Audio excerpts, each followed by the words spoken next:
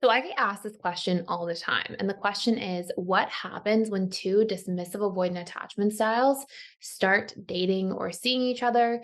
Does it last? Does it work out? What does the future hold?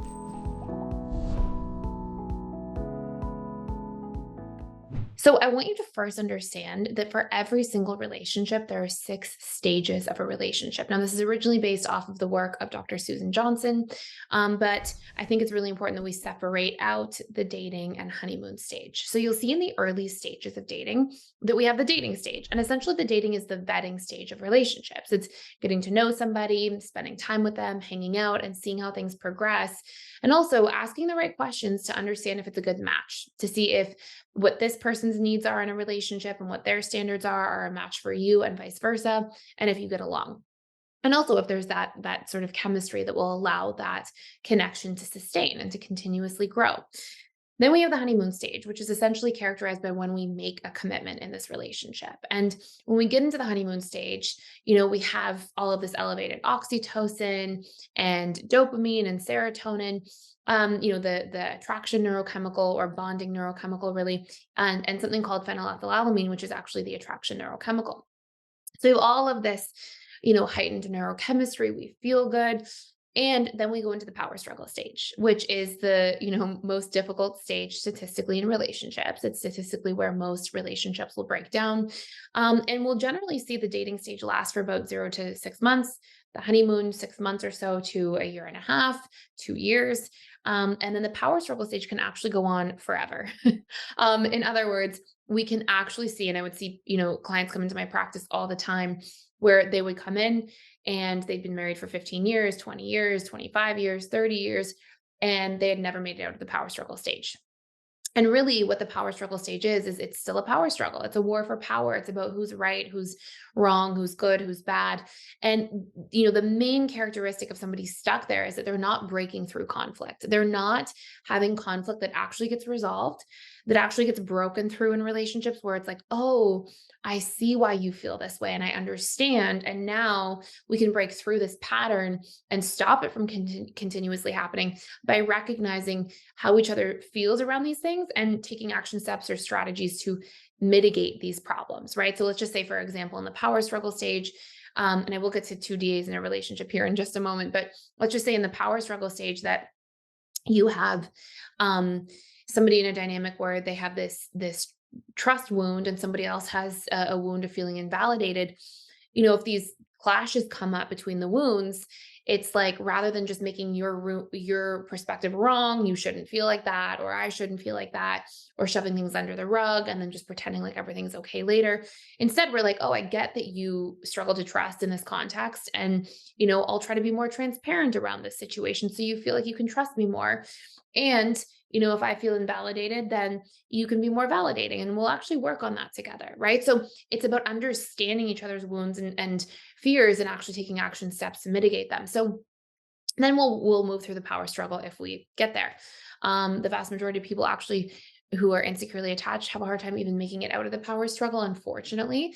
But then we have the stability stage, the commitment stage, and the bliss stage in relationships.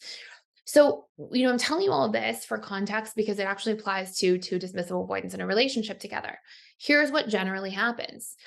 We generally see two dismissive avoidance when they start dating or seeing each other not make it far at all. In fact, they won't even, more often than not, make it to the honeymoon stage of relationships. They will get stuck in the dating stage and the relationship will fizzle out. And here's why, and I will tell you an exception about this in a moment as well. But generally, it's because you have a lot of dynamics where nobody's willing to make the first move. Nobody's willing to be vulnerable and really deeply open up.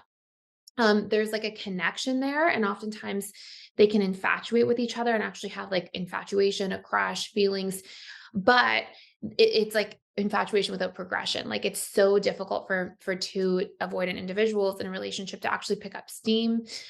Usually nobody wants to come forward and make the plans. Usually we're not having a lot of progression in terms of lasting commitment or investment into the relationship. Also, because both attachment styles can generally do without commitment quite easily. Nobody wants to have the commitment discussion to progress the relationship into the honeymoon stage. And so we really will see that a lot of this relationship essentially can have infatuation and attraction, but then falls flat and fizzles out very quickly and very easily. And it's really important to recognize this.